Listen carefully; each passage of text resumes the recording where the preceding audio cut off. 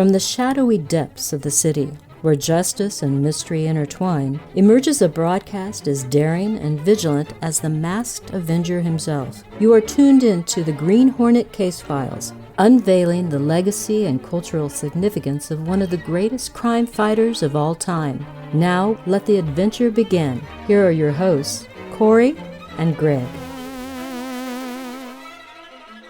We're back at it again. Green Hornet Case Files, number... What is this? Number 7, 8, Eight, 9, 10, 11, 15. This would need number 8. You are right. Number 8. Number 8. Number 8. Started this back in the 1900s.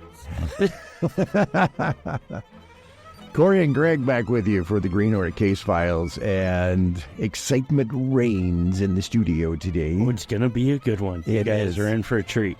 It is. We have a special guest that's going to be joining us a little bit later on in the show, and we're very excited to have her joining us.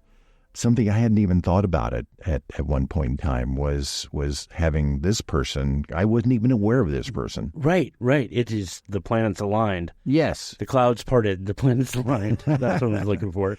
Yeah, and that's been happening a lot with Green Hornet Case Files. You know, it's so cool because the community is just hungry for it more than either one of us ever expected. I think we're onto something here, buddy. We might as well make it official. We're doing a show, okay? Not mad about it. I gotta bring this up now that we're on. Yeah. This green hoodie that you're rocking today. I like it. It's looking good, man. Me and my in fact, one of our guests, Andy, from last episode, we were talking about the show, and he's like, "Oh, I was wearing a green shirt, green T-shirt, you were at the time." And I don't do it all the time, but I do tend to wear a lot of green. Yeah, I like green. I know you. It's do. Always been one of my favorite colors, and I won't show you the thing on my Apple Watch either. That's okay. So I just showed it to you. No product placement. No product placement. It's Produce the watch. 1966 logo of the Green Hornet. It is. It looks really cool. And yeah, you know what's funny is that I keep resisting those fancy watches. But there's a part of me that just loves Dick Tracy so much. But I kind of really want one. Really want one. And I guess they did come out, and I haven't used it because nobody else in my family has one. There is a walkie-talkie built into it where you can just straight across, push the button and, "Hello, honey, how you doing? I forgot the milk, okay?" That could come in really inopportune time. It could. It really could. Hey, speaking of gadgets, last couple of shows ago, episode 6, we talked about weapons and gadgets and brought all my little toys out, and we had a nice conversation. And as always, we threw it out to you, the listener. Right. At podcast@greenhornet66.com. That is it. Yes. Yes. Were you just checking to see how long into the episode it took us to bring it up? Let's just do it up front, okay? Yeah. That way they can start now typing out their complaints, okay? That's right. Yeah. We're listening. So I had James McMahon send us a note and said he had enjoyed the episode and appreciated it, but he said, "I think maybe you missed some things." And I kind of knew that we did. Yeah. But we kind of got to the end of the show, and I didn't want to keep going. And we mentioned the fact that we could probably do an episode 2. Yeah. Which we probably still could, but let's bring up what James brought us anyway. Well, yeah, he brought us the Green Hornet gas masks that were done, which I kind of bummed that we didn't think of that one because I've seen that picture so many times. I have, but now this is where I'm going to ask the listenership: was this ever used in the show? Did these ever actually show up in the show? I don't think so. I can't remember them. I can't think so. But that picture is very prevalent. I've seen it a ton of times. I really have too. And I know a good friend of ours who's done all of our artwork, Randy Saffel, has actually designed these, and he's 3D printed these, if I remember right. And I don't know if Randy doesn't sell his stuff, though. That's just it. He prints it for the fun of it, and there it is. Yeah. He does all the cool Batman gizmos and gadgets. Another one that James brought up was the flashlight that it was basically just a flashlight with like a wing on the top of it or something. And it kind of looks similar to like the Dart, but in a bigger flashlight. Yeah. And I know this was in a couple of episodes where that came about. And the only other thing that I can think of, and that's the reason why we're asking you guys, podcast Green Hornet Radio, Green Hornet Case Files. GreenHornet66.com. I've even forgotten my own email address is. So you have to understand, audience, we normally record in the evenings, and it is earlier in the day. It is, and I'm not up yet. There was an episode where the Green Hornet pulls out a bomb, a smoke bomb. I think it's just a smoke bomb. Yeah. And he pulls the pin on it and chucks it off into the corner. It's not a gadget of any sort. It's not even painted green. Oh, it wasn't? No, it was like the original 1940s, 50s, smoke bomb from World War II. It's red and whatever. So that's the only things that I can think of. Besides, like, so does it count if it's a gadget if you can get it at the military surplus store? I don't know. But those were some nice mentions from James to catch those things. Absolutely. And again, if you guys think of anything else, guys and gals out there, think of anything else, by all means, let us know. And those were 1966 inventions. Right. All those things are 1966 inventions, which kind of ties us to today's guest. Yeah. Very excited. You've heard this before. Another challenge for the Green Hornet. His aide, Cato, and their rolling arsenal, the Black Beauty. On police records, a wanted criminal. The Green Hornet is really Brick Reed, former publisher of the Daily Sentinel. His fuel identity known only to his secretary and to the district attorney. And now, to protect the rights and lives of decent citizens, rides the Green Hornet. So everybody knows. That is the voice of one Mr. William Dozier. Yeah, who was the producer of the original Batman. In fact, he was given the comic books to be able to figure out what the TV show was going to wind up being. Which is so funny because we've already kind of mentioned the parallels between that story, or actually it might have been in the interview that we brought it up, but the parallels between that and the Fran Stryker being handed Lone Ranger and said, do this again. The Lone Ranger and the Gray Seal and those. Yeah. So, William Dozier decided that the announcer that he wanted, he foresaw in his head the old radio show. Yep. And we have a conversation with somebody, and I think she brings it up in the conversation. Yeah, we don't want to tread on it. Yeah, I don't want to say it all over again, but joining us now here in the studios, live via the magic of whatever it is. The Green Hornet Internet. The Green Hornet Net. Yeah. Yes. Yeah. The Hornet. No, that doesn't work. No, let's don't go there. It doesn't work. I tried. Yeah, no, it's... I earned a buzz. Yes, you most definitely did. Yeah, okay. All right. Ladies and gentlemen, I'd like to bring to the Green Hornet Case Files the daughter of William Dozier. One Miss Deborah Potter. Honored to be in your single-digit episodes. That is to say, we'll get out of the single digits. Very soon. Well, we really appreciate the time either way. Thank you for coming in and doing this with us. Oh, I love talking about my father. Now, you said you only have like one story you want to tell about your dad? Yeah, and this series. I mean, Batman was the height of his life. I mean, this man produced movies. He ran television studios. He was a suit. He was head of Columbia Pictures Television. I mean, he was just, a big deal in the film industry. And then, as what happens to most people, it just all stopped. Just boom. And people are very lucky to survive being 50 in the film and television industry. The head of Fox at the time had an idea to do a Batman series, so he gave my father a stack of comic books and said, we'd like you to make a series out of this. I know we're not talking about Green Hornet, but we'll get there. It's all tied together. And so he went on an airplane with a stack of Batman comic books. There he is in first class, wearing his tie and reading Batman comic book and laughing. He was just laughing the whole time because he saw you to do it the way it's written in the comic book, the bam, biff, bop, bop, the whole camp thing that he kind of all invented, really. And so he saw the series that way when he was reading the comic books. So he started making the series, and it caught on. That series was just hot for the first year. And all the celebrities wanted to be on it. They wanted to do a guest spot on it, and different people. And, they would call him up. Oh, and darling, I'd love to be on your show.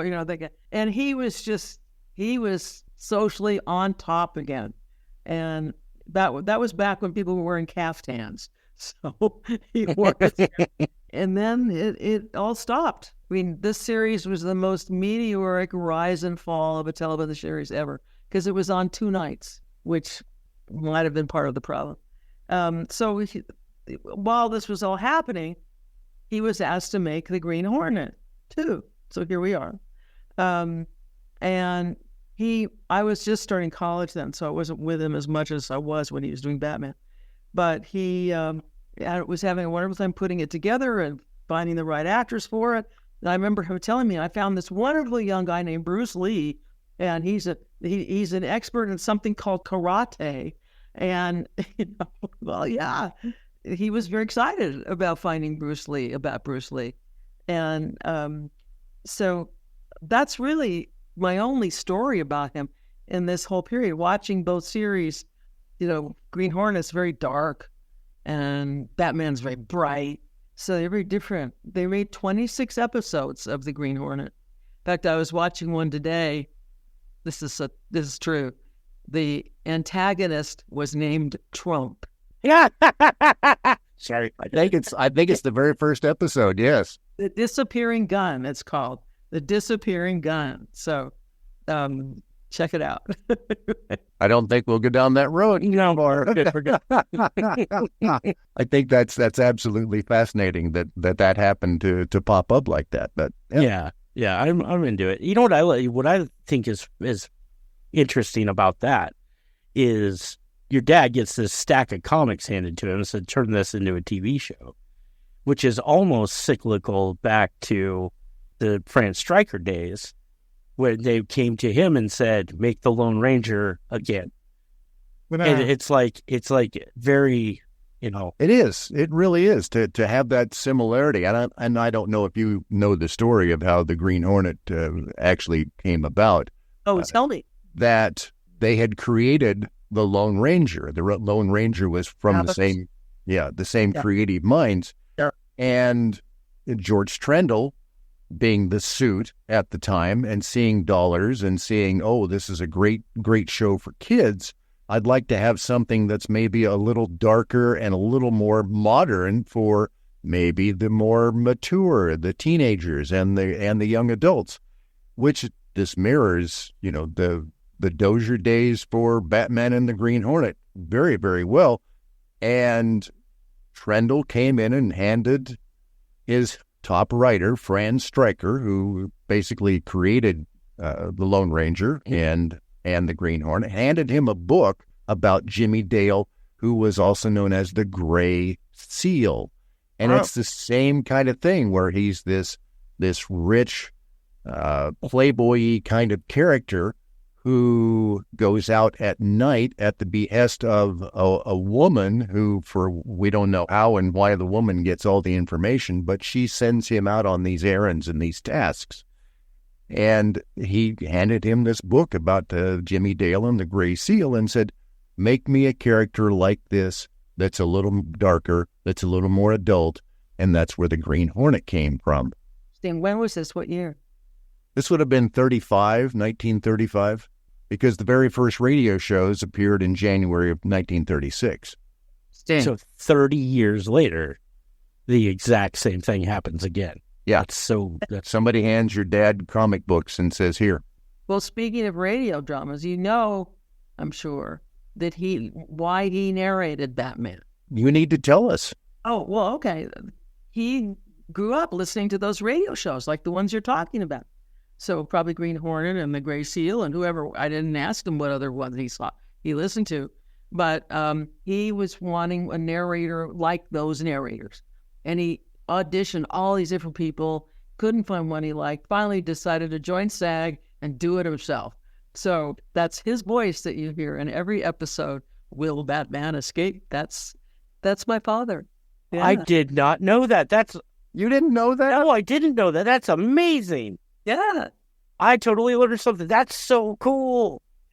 That's so, I can hear it right now in my head. Yeah, exactly. Same back channel. Yes. And she has that same timbre in her voice, too, so you're on. Will the Green Hornet case files survive? Probably not. Tune in next week and find out.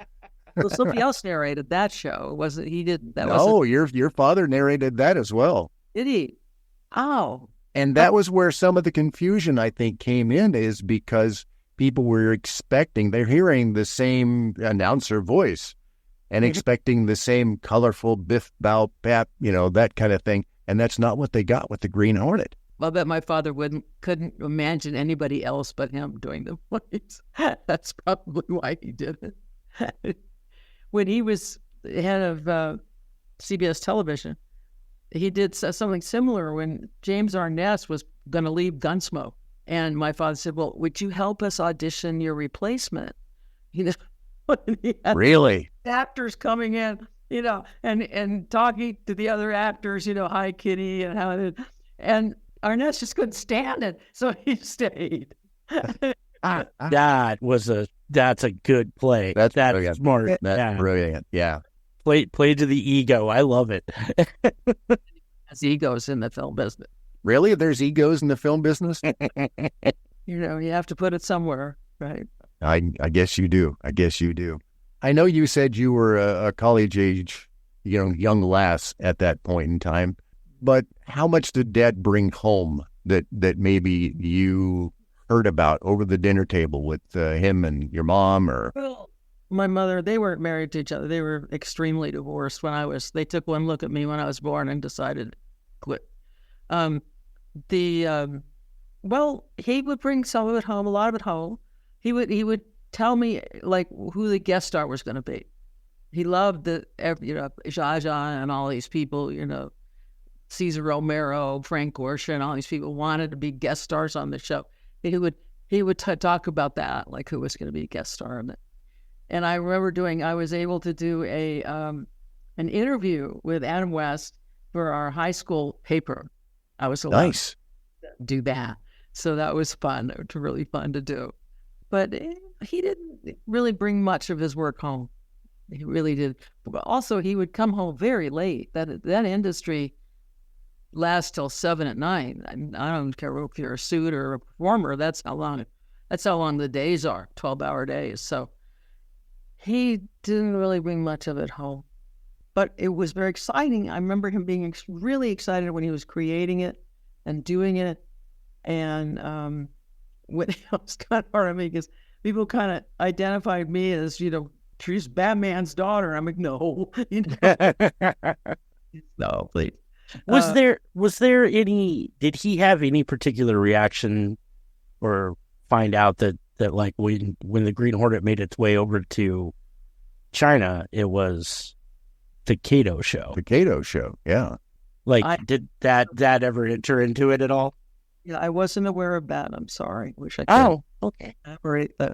Well, you were talking about the fact, Deborah, that he was excited about having discovered Bruce Lee, and we knew what Bruce Lee was going to go on to be, but he was, this very attractive young man who was really good at this martial art thing. It's just strange to people from my father was from Omaha, Nebraska. They didn't have a whole lot of martial arts in Nebraska. So I'm a Kansas boy myself, so I know what Nebraska's about. So this whole idea of martial arts was new to him, but he was fascinated by it and loved it. Thought the guy was terrific. I don't remember talking about Van Williams or anybody else except Bruce. Kato. He kept calling him Kato. Kato. Well, and he has become Kato. I mean, to the masses. When you talk about Kato, It's inexplicably linked to Bruce Lee. it really is. Even though the original Kato in the movie series was a fabulous actor in of his own right, Key Luke, who had been number one son from the original Charlie Chan series, Interesting. wound up being the Kato series for the movies, and Then went on to Kung Fu. then wound up in the TV show Kung Fu later on in life. But It's all cyclical. I always wonder, how do these people support themselves, who have careers like that, or actors who don't really work even that much? How do they support themselves? How do they pay rent? Or do they have another job? Or what? I always wonder about that. one of the very first interviews that I ever did on radio was a guy named Vincent Price, who wound up on the show. Yeah. Egghead, wasn't it? It was Egghead. Yeah, it was Egghead. Yeah. And Cesar Romero came here to Santa Fe for the opening of the Greer Garson, or some tribute to Greer Garson. And, he was so happy to find out that my father was Bill Dozier, and he just, because it gave him another life. All these people that he would put on that show, they were actors, whose careers were pretty much over. And it gave them a whole new life to be, Burgess Meredith, to be the Penguin. And Which is so funny because coming up so much later, I was introduced to these shows when I was a kid in the 80s. And so they'd been off for a while, but those were named people. Oh, yeah. At that point, oh, wow, what a boon that would be. I never would have at the time thought about it being a reinvigoration of their careers at that time. sure. I mean, I was teaching acting at a high school, about 8 years ago, and the kids didn't know who Meryl Streep was. And I showed clips of Bang the Drum Slowly, where Robert De Niro, remember, he plays that marvelous character, and he's in bed, and he was, then, and they were just shocked because they just knew him from the Folkers. They didn't know him as a young man. They couldn't believe that he was, or Maggie Smith. When I have shown him some clips of her when she was younger. She was this great scene where she was moving plants and talking at the same time. I was trying to illustrate independent activity, having an activity when you act. Sure. And they were just stunned that Maggie Smith was actually young once, And so, but She wasn't always a dame. Oh, so what did those mean to you when you were a kid to see Cesar Romero or Frank Gorshin or a kid? I was a kid, so these were just those characters. And it wasn't until later on in life that I realized and learned that Cesar Romero was this incredible, actor that had this long, long career. In fact, he was in one of the Thin Man, very first Thin Man series. Yeah. And, you don't think about the fact that, these actors had these long careers. Vincent Price, when I interviewed him, I was interviewing him about being this monster character, this creature kind of guy that, all of us think about when we think about Vincent Price being, the abominable Dr. Phibes and all these Roger Corman, The Witchfinder General and all those kind of things. And I said something about, how does it feel to be a monster? Of course, this was very early in my career, and I didn't have a clue on, interviewing people. And he goes, well, I don't think of myself as a monster. And if that's all you think of, he says, then you obviously don't know anything about my career. oh, snap! I got Yes, chilly. That's right. Ooh. Ow. Back, little boy. Yeah. Very few people do their homework because we didn't have IMDb then. We did not. No, we didn't have the internet at all. So give yourself a break. Yes. I have edited that part out of that interview when I played for people. Smart. So what, I don't want to keep you too awful long here because we could sit and throw stories back and forth all night long here on things. But what does this feel like? As one of my best friends is a guy named Roddenberry, whose dad created a TV show called Star Trek. And Of course. and Gene it's, Right. yeah, and Rod Eugene Jr. is one of my best friends, and it's like I didn't have anything to do with it. I was under the table playing with my Star Wars figures when we'd go to conventions. But how do you, from the loins of your father, what would you think your father would think about this being as iconic of a show in the year 2024, that it's still just as popular these days? Well, that's an interesting question, because they always said to him that the series didn't make money and it didn't break even. And, he even left a note for my brother in his safe deposit box for when he died. He was really into that. Forget about Batman. There's nothing there. He got his first check a month before he died from the series. And my brother and I have made, a good amount of money from the thing. I mean, we really have. I sold it to the same people who bought the Rather shows, the Lone Ranger, and I think they had another Lassie. Those right. The same guy I sold the Batman to, because my brother and I are both getting up in years. He's gone now. He's died when he was 80. We didn't want to deal with it. Makes it so.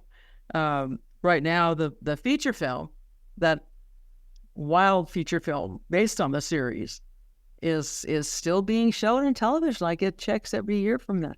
So what he would have imagined, I don't think he would have even imagined this at all. He just thought there was nothing. It was over.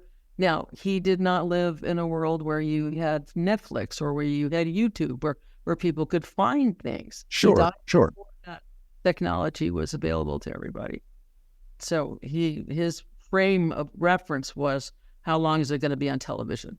Do you have, was just sitting here thinking as you were talking about the fact that you'd sold the property on, and I know one of our listeners had sent a note a while back wondering about the possibility of the Green Hornet ever coming to DVD, which it never has at this point. And I know there's a throwback between Paramount and the Trendle family, who owns the rights to it. I don't know if there's any involvement with you being the Dozier family now. Were they DC Comics? Was Green Hornet a DC comic?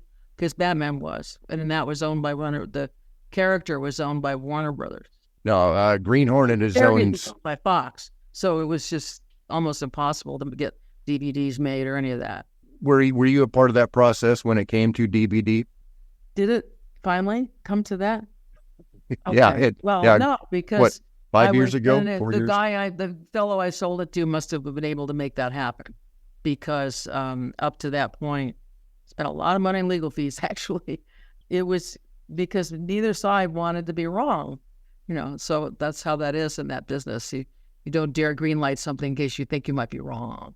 So, but Warner Brothers owned DC Comics. They owned the character, and Fox owned the series. Now, to get those guys to agree was impossible when we were trying. And I'm delighted to know that somebody else made it happen. Yeah, it finally did. It was 5-6 years ago. Yeah, right there. Yeah, something like that. Yeah, that's and wonderful. It all was remastered and came to Blu-ray, and it's absolutely gorgeous. Oh, I'm so happy to hear that. That's wonderful. Because part of why I sold it was best for the series. It was best for the life of the series. And it's great that it lives on. I'm just wonderful. I think I sent you a picture of one of my buddies and I that go to cons, and I don't know if you got the picture or not, but he always dresses up as the Adam West Batman, and I go as the Green Hornet. Well, and it was wonderful that Adam West was so unfit, as a character. I mean, that was part of the camp. You're this guy with the beer belly, is what you're... Anyway. No muscles. Right. No padding in that suit. That's right. Yeah. I mean, there's been some great Batman in the feature films. George Clooney was great. Some of these were wonderful, I thought, the films that were made because of the character. Yeah, and it has a good life of its own. Sadly, the Green Hornet has not had that kind of push yet. It didn't do well at all. It just didn't. I'm surprised they made 26 episodes. But yeah. Maybe you'll give it a new life, with all your podcasts and all your fans out there. Maybe they're listening now thinking, what can we do? to make the Green Hornet much more popular again. Hopefully they are. We can only hope. Well, we can't thank you enough for sharing some of your father's legacy with us. Thank you. Well, I love talking about my father, and I'm glad you asked me to, and I wish I had more stories for you, but I was already off to college by that time. So, but I'll always talk about him. You want to talk about college stories? Or you got any stories? Calm down, dude. Oh, well, I'll leave that one alone. All Deborah, right. Thank you so much for your time on this. Thank you, guys. Thanks so much. I'll see you again, I hope. Bye-bye. You know, Kory, I don't know about you, but hearing Deborah give us stories about how her father, William Dozier, found Bruce Lee, and those are just incredible stories. Absolutely. And she was so gracious to share it with us. It was really, really awesome. But this kind of realizing the debt of gratitude that we owe him in particular. Yeah. Because I don't think we would have gone back without 66. It's the linchpin of the whole thing. It really is. It really is, because, you know, we did 1936, radio show for 20 years or whatever it was. We did 1940s, the serials. And there was comic books and right. newspaper strips and so forth. But I don't know that we would have revisited. What do you think? No, I don't. Because even going back to Ron Fortier was saying, it was what keyed him in on it. Yeah. About bringing it back. Yeah. Other people we've spoken to have mentioned it.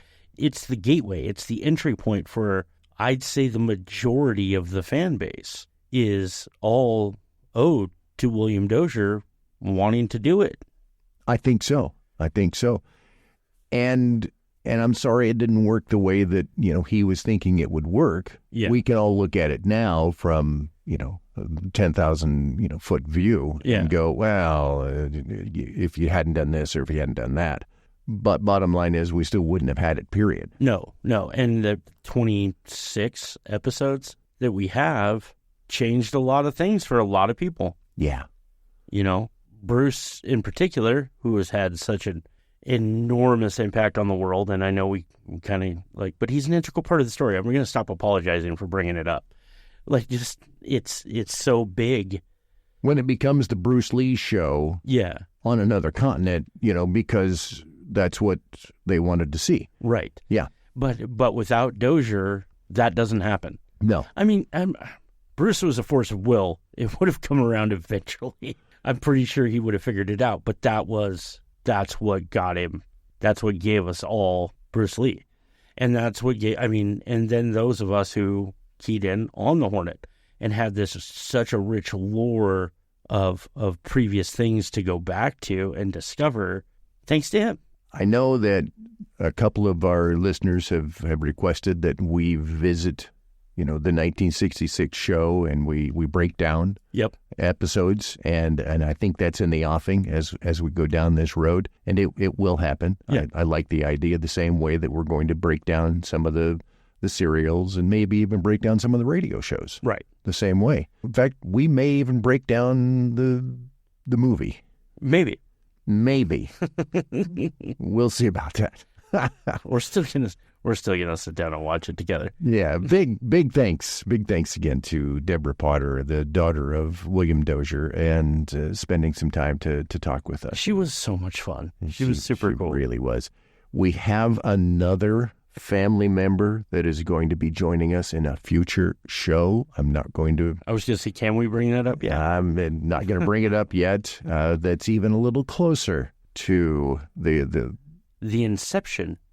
That's a good way of putting it. Yeah. Yes. So we're going to have that conversation down the road. That hasn't been set up yet. You mentioned Phil Hester at one point in one of the shows. Phil Hester is going to be joining us in a couple of shows, I guess, to discuss his run of the Green Hornet with Kevin Smith. Yeah. We don't know about Kevin Smith at this point in time.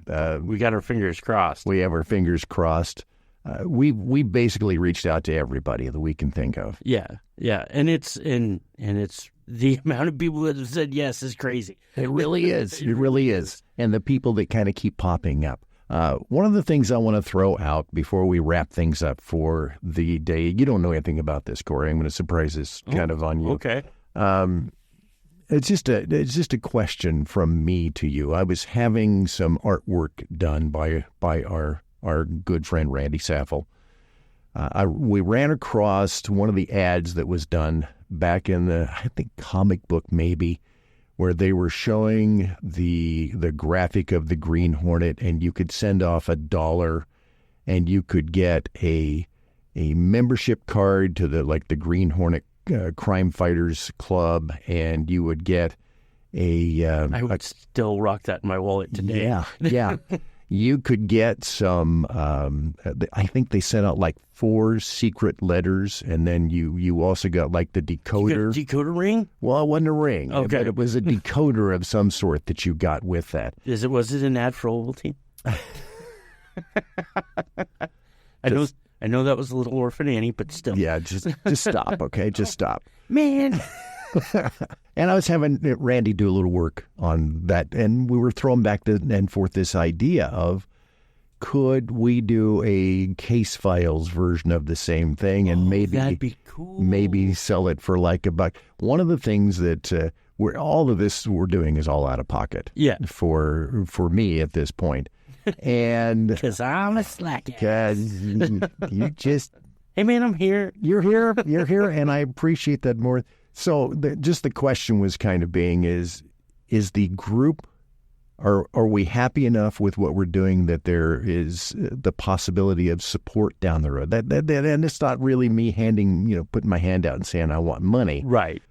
Do you like what we do enough to be able to help support just a little bit? Yeah. There are some things that I would like to do with the show, and I can't. So I'm just asking.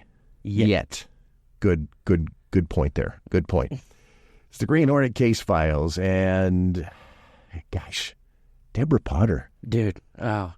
Again, and the fact that she was into it, just blew me away. Oh, and she was asking us questions about, things to... The first part was her interviewing us. Can you tell me about... Yeah, she was so sweet. So cool. Actually, I can. I can tell you. But, it's going back to the looking at, I think some sort of club or something would be a lot of fun to do. Yeah. I think that whole...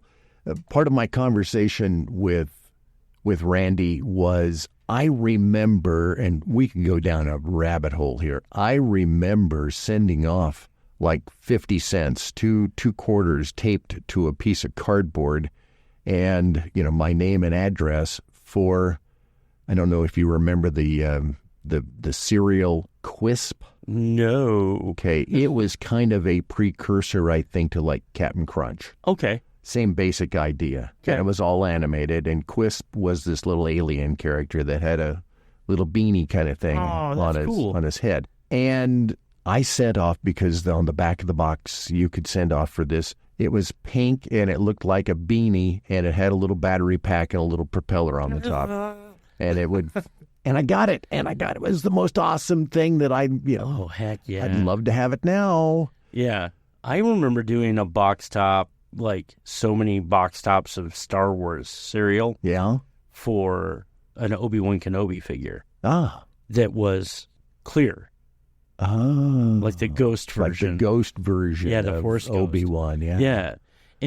But it stinks that that's gone away. There is a whole episode coming up. In fact, we need to get it on the calendar. A whole episode on the merchandise. Yeah. The marketing aspect of the Green Hornet, and it goes way back. Yes. Like this, like this box top. There's a ton of it in Martin's book. Yeah. In the complete Green Hornet. And there's a whole episode, and we'll have to see if we can either get Martin to come back and talk about it a little bit. There's maybe some other folks out there that are...